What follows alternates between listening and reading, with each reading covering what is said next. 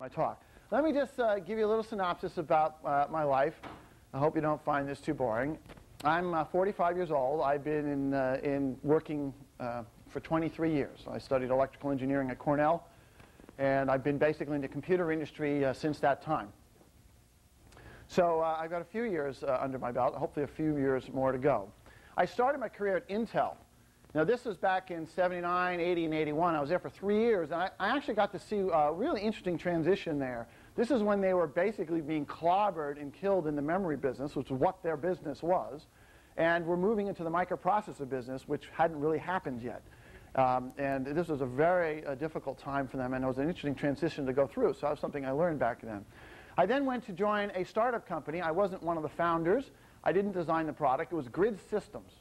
Grid invented the laptop. They really invented the laptop. They were the first people to make a computer where the screen folds over the keyboard. They got a patent on that.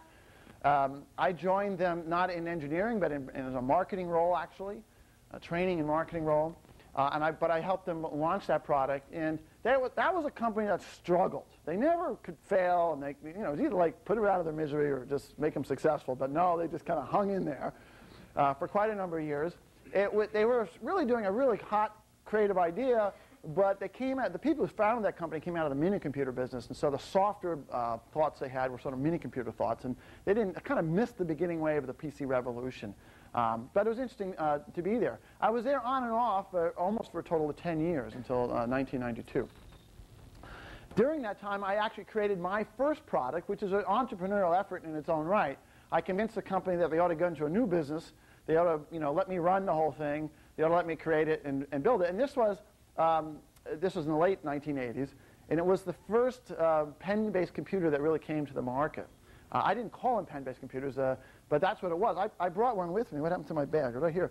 I'm not going to bring all the products that I've made over my lifetime, but this is the first one I designed. This is the Grid Pad, and I thought you'd like to see it because this was state-of-the-art at one time. Not that long ago, 14 years ago, I guess.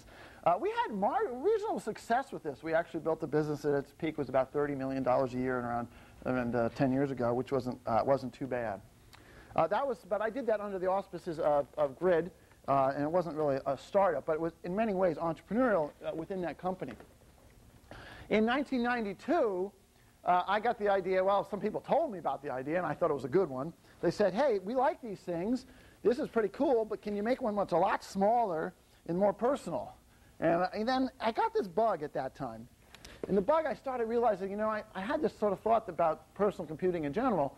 I said, you know what? All personal computing ought to be small, and ought to be reliable, and ought to be cheap and inexpensive and use less power and not require IT staff to run and so on.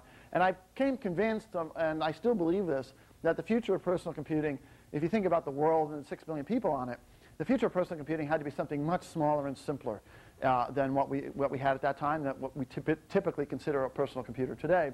And so I started on the path of trying to accelerate that. Not that the world needed me to do that, but I said, gee, maybe I can help out, and we can accelerate it and make some good products. And that was the genesis of Palm Computing.